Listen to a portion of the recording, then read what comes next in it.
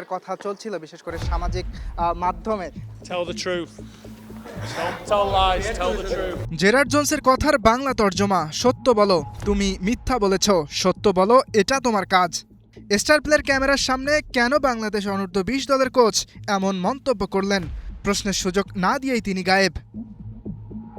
তবে ধারণা করা যায় ফেসবুকে বাফুফের কাছ থেকে বেতন না পেয়ে তার লাগাতার পোস্ট আর অনুশীলন ক্যাম্প ছেড়ে ঢাকায় চলে যাওয়ার খবর প্রচার করেছিল স্টার প্লে।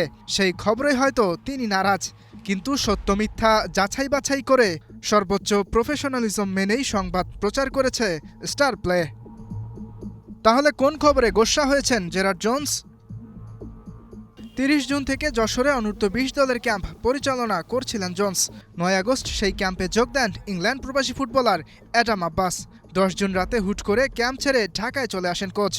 পরের দিন নিজের সামাজিক মাধ্যম ফেসবুকে বাংলাদেশ ফুটবল ফেডারেশনের থেকে বেতনের টাকা না পাওয়ার কথা জানিয়ে কয়েকটা পোস্ট করেন এই ইংলিশ। সেই সব পোস্টে জানান টাকার অভাবে ইংল্যান্ডে না খেয়ে আছে তার পরিবার। বাংলাদেশে নিরাপত্তার হুমকির বিষয়টিও উঠে আসে তার পোস্টে। গুরুতর এসব অভিযোগের ভিত্তিতে বাফুফের সাথে যোগাযোগ করে স্টার প্লে। নিজেদের অবস্থান ব্যাখ্যা করে ফেডারেশন। তথ্যটা অসত্য।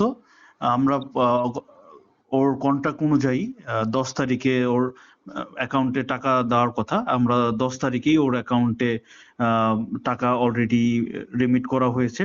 সো অলরেডি সে তার অ্যাকাউন্টে টাকা রয়েছে। কেন এরকম করেছে এটা আসলে ডেভেলপমেন্ট কমিটি থেকে আসলে তাকে জানানো হবে। আমাদের টিডি তার সাথে যোগাযোগ করছে। সো তার কাছে জানতে আসলে চাওয়া হবে কেন এরকম করলো। স্ট্যাটাস দিতে পারে না, তার যদি কনসার্ন থাকতো বাফুফের সাথে যোগাযোগ করতো। সো আমি এটা আসলে যদি বলি সে এটা কন্ট্রাক্ট ভায়োলেশন করেছে। একজন প্রফেশনাল কোচ ফুটবলারদের রেখে ক্যাম্প ছেড়ে চলে যেতে পারেন কিনা?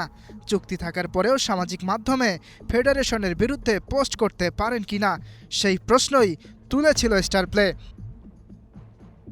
তবে বাফুফে বেতনের ঝামেলা মিটিয়ে দিলে মঙ্গলবার বিকেলে ফের দলের সাথে যোগ দেন জোন্স। জেরার্ড জোন্সের কোচিং, টেকনিক্যাল এবিলিটি, ট্যাকটিক্স আর ডেডিকেশন নিয়ে বরাবরই গঠনমূলক খবর দিয়েছে স্টার প্লে। এই ইংলিশ কোচের তত্ত্বাবধানে বয়সভিত্তিক দলটাকে নিয়ে বড় স্বপ্ন দেখছে দেশের ফুটবল ফ্যানরা।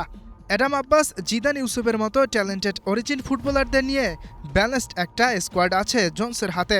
অনূর্ধ্ব-20 এশিয়ান কাপ বাছাইয়ে চমকের অপেক্ষায় বাংলাদেশ। ইয়াসির আরাফাত সবুজ, স্টার প্লে, যশোর।